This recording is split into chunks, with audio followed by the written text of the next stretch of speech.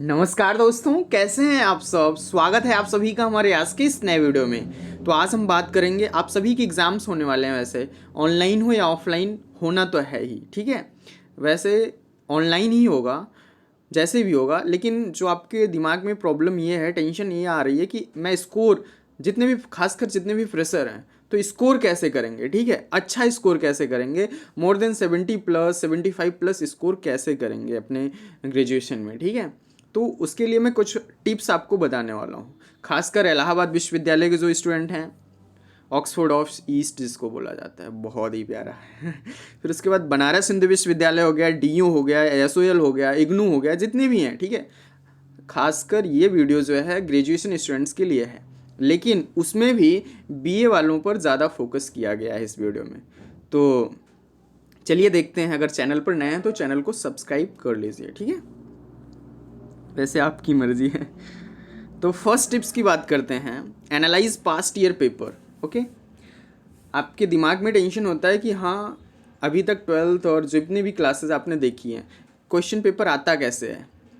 तो एनालाइज करिए, जितने भी पास्ट ईयर पेपर हैं उनको एनालाइज करिए। कम से कम 5 से 6 सालों के पेपर्स को एनालाइज करेंगे जब आप, topic wise, unit wise analysis of 5 to 6 year question paper shall reveal the question pattern.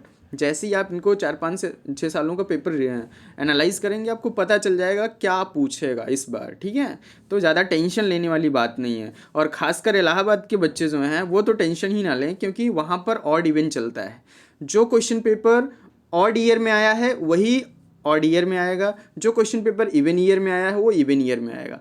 मतलब एग्जाम्पल देखिए, जैसे 2018 में जो आया था वो 2020 में आएगा, 2020 वाला 2022 में आएगा, 2017 वाला 2019 में आएगा, 2019 वाला 2021 में आएगा, ठीक है। तो इस बार 21 है, तो जितना पेपर आप ज़्यादातर फोकस करिए इवन वाले को, ठीक है। 2019 के अच्छे से तैयार कर लीजिए, 2017 वाला तैयार कर लीजिए, 2015 वाला तैयार कर लीजिए, ठीक है। तो ऐसे करिए, तो बिल्कुल टेंशन नहीं लेना है जब आप एनालाइज करेंगे। दूसरी बात है, जब आप क्वेश्चन पेपर को एनालाइज करेंगे, ठीक है, तो एक नोट, उसमें नोट बनाते जाइएगा। जैसे आप पेपर पॉलिटिकल साइंस मान लीजिए आपका है, तो पॉलिटिकल साइंस का पेपर नंबर फर्स्ट आप पॉलिटिकल थियरी आप कर रहे हो, तो क्वेश्चन डालिए पॉलिटिकल थियरी। क्वेश्चन मतलब नोट्स अपने नोटबुक पे डालिए, पॉलिटिकल साइंस कोई paper number first political theory. तो पॉलिटिकल थियरी में आप जब एनालाइज करेंगे पॉलिटिकल थियरी के क्वेश्चन पेपर को पिछले साल के, तो जो बार बार रिपीट कर रहा है उसको आप लिखते जाइएगा। हाँ, ये question what is political science, scope और नेचर, ये बार बार आ रहा है, तो उसको लिख लीजिए। फिर क्या आ रहा है, फिर लिख लीजिए। तो 2-3 क्वेश्चन आप ऐसे लिख लीजिए, ठीक है। 2-3 का मतलब जो बार बार आ रहा है, फिर उस पर आप अच्छे से प्रैक्टिस कर लीजिए, ठीक है, आंसर राइटिंग करके। और जितना भी आंसर लिखिएगा आप प्लेन पेपर पे लिखिएगा, A4 साइज पे, ओके। अब दूसरी टिप्स की बात करते हैं। बिल्कुल टेंशन नहीं लेना है, अपने आइडियाज़ को उसमें डालो और पॉइंट टू पॉइंट कुछ पॉइंट्स डालो बुक के, कुछ पॉइंट्स अपने आइडियाज़ डालो और कुछ ऑथर्स के कोटेशन डाल दो, आंसर कंप्लीट हो जाएगा। मैं आपको स्टैंडर्ड टेम्पलेट होता है, कैसे एक आंसर का जो फिक्स्ड, जैसे लेटर का एक होता नहीं स्ट्रक्चर, वैसे आंसर का भी स्ट्रक्चर होता है, मैं आपको बताऊंगा आगे। सेकेंड टिप्स देखते हैं, मेक इंटेलिजेंट गेस। जैसे ही आप 5-6 सालों का पेपर देखोगे, मार्केट में मिल जाएंगे 10 ईयर के अनसॉल्व वगैरह।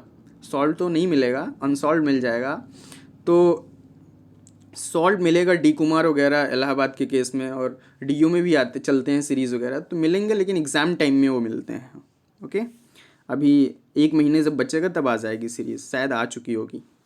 तो yes, by carefully confidently analysing past papers you can guess expected question.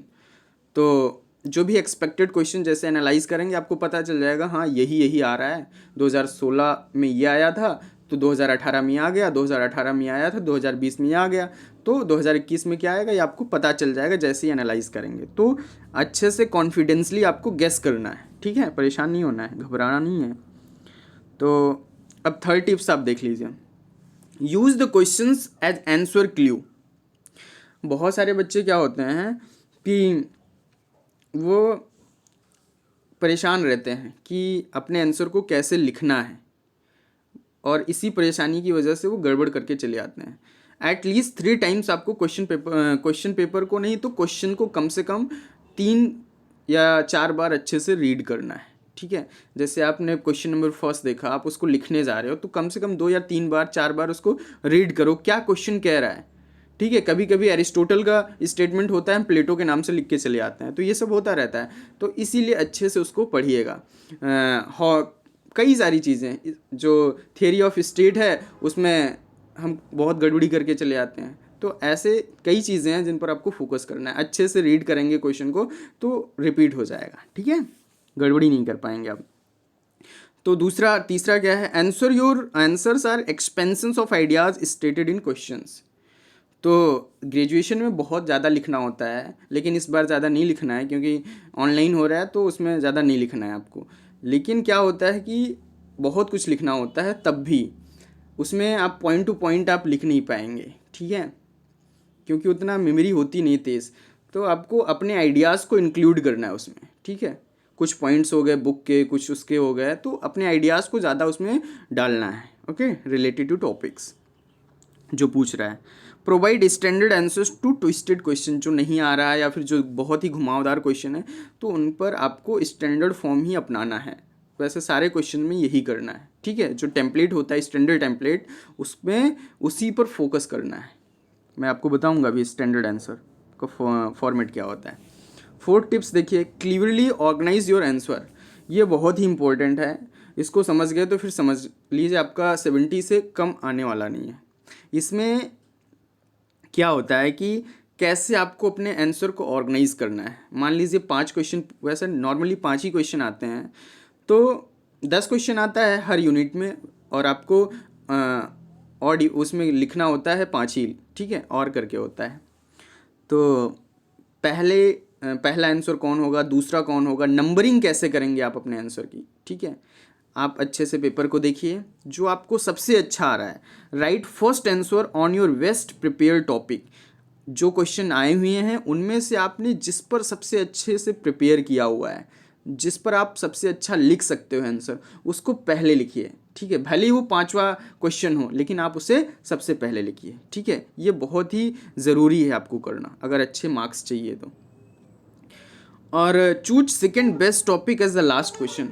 फिर उसके बाद जिस पर आपको पहले वाले से कम आ रहा है, ठीक है, उसको लास्ट में लिखने के लिए बचा कर रखिए, ठीक है। और बीच में आपको क्या डालने हैं, जितने बीच वाले आंसर होंगे, सेकंड, थर्ड, फोर्थ, तो इनमें आप क्या करेंगे, जिन पर आपको कॉन्फिडेंस कम है या जिन पर आप अच्छे से प्रिपेयर्ड नहीं हो या घालमेल करना है, ठीक है, तो उसमें आप बीच में डालिए। ऐसा इसलिए है क्योंकि because examiners pay more attention to your first question then the last and least to the middle answers. ये साइकोलॉजी भी कहती है और बाकी टीचर्स प्रोफेसर वगैरह भी कहते हैं। फर्स्ट इंप्रेशन बनाना है आपको, ठीक है, और फिर लास्ट में भी आपको इंप्रेशन बनाना है, ठीक है, बनाए रखना है। तो ये चीज़ होता है, सबसे पहले क्या लिखना है, सबसे लास्ट में क्या लिखना है, और बीच में क्या डालना है, ठीक है। तो ये आप अच्छे से दिमाग में बैठा लीजिए। फर्स्ट वाले पे हमको फर्स्ट आंसर जो लिखना है बेस्ट प्रिपेयर टॉपिक से लिखना है, और लास्ट वाला भी बेस्ट ही लिखना है, ठीक है। बाकी बीच में कुछ भी करिए उल्टा सीधा, ठीक है। तो 5वीं टिप्स देख लेते हैं, स्ट्रेटेजिक राइटिंग। बहुत सारे बच्चे परेशान होते हैं कि अभी तक तो बहुत परेशान होते थे, इस बार तो खुद कैंपस ने बोल दिया है कि आपको 3 ही पन्ने लिखना है। लेकिन अभी तक क्या होता था कि कितने पेज लिखना है, सबसे ज़्यादा क्वेश्चन ही होता था कितने पेज लिखना है। तो नॉर्मली जब ऑफलाइन पेपर होता है तो आपको 4 से 5 पन्ने कम से कम लिखने होते हैं, ठीक है। बाकी तो बहुत सारे बच्चे हैं जो 2-2 3-3 कॉपियाँ लिख कर आते हैं, लेकिन परेशान नहीं होना है उसके लिए। आपको कम से कम 4 या 5 पन्ने लिखना है ऑफलाइन वाले पेपर में। ज़्यादा आप 8 या 10 पन्ने भी कर सकते हो, लेकिन वो ऑफलाइन का मैटर है। ऑनलाइन होगा इस बार पेपर, तो आपको 3 पेपर में ही 3 पेज ही लिखने हैं, ठीक है। तो use standard answer structure template, जो अभी मैं आपको दिखाऊंगा। आपका एक स्ट्रक्चर होना चाहिए, जैसे लेटर और ऐसे राइटिंग का स्ट्रक्चर होता है, वैसे आंसर राइटिंग का भी स्ट्रक्चर होता है, ठीक है। नॉर्मली जनरली वो स्ट्रक्चर फॉलो किया जाता है। Number or bulleted points in body. आपको पैराग्राफ के साथ साथ नंबर बुलेटिन, ये नंबरिंग करके पॉइंट टू पॉइंट भी लिखना होता है। जैसे आपने एक पैराग्राफ लिखा, फिर 3-4 पॉइंट डाल दिए, फिर आपने कुछ और लिखा, तो ऐसे करके नंबर और ये पैराग्राफ और बुलेटिन्स वगैरह, पॉइंट्स वगैरह ज़रूरी हैं, ठीक है। और अंडरलाइन किसे करना है, की फ्रेजेस को अंडरलाइन करना है, कोई स्टेटमेंट है तो उसको भी अंडरलाइन करना है, तो ऐसी चीज़ें हैं, ठीक है। अब हम आपको स्टैंडर्ड आंसर टेम्पलेट क्या होता है वो दिखा देता हूँ मैं। डिफ़र फ्रॉम टॉपिक वाइज, ठीक है, ये टॉपिक वाइज आपका डिफ़र कर सकता है। जैसे बीकॉम का स्टूडेंट है, बीएससी का स्टूडेंट है, तो टॉपिक वाइज ये डिफ़र कर सकता है, लेकिन जो जनरल आंसर का वो होता है, आंसर राइटिंग का फॉर्मेट होता है, यही होता है। इंट्रोडक्शन, ठीक है, जो क्वेश्चन है उसके बारे में आपको इंट्रोडक्शन लिखना है, तो उसमें क्या करेंगे, टॉपिक को इंट्रोड्यूस करेंगे जो भी आपसे पूछा गया है। प्रोवाइड, उसके बैकग्राउंड के बारे में बताएंगे, issue, status on the topic, इसके बारे में लिखेंगे। फिर क्या लिखेंगे, provide a glimpse of your conclusion, finally what you want to say. आप इस आंसर में, इस क्वेश्चन के आंसर में क्या क्या लिखना चाहते हो, वहीं पे थोड़ा सा कंक्लूजन आपको इंट्रोडक्शन में ही दे देना है, ठीक है। फिर आपकी बॉडी कैसी होगी, एक्सप्लेनेशन पैराग्राफ के फॉर्म में करिए।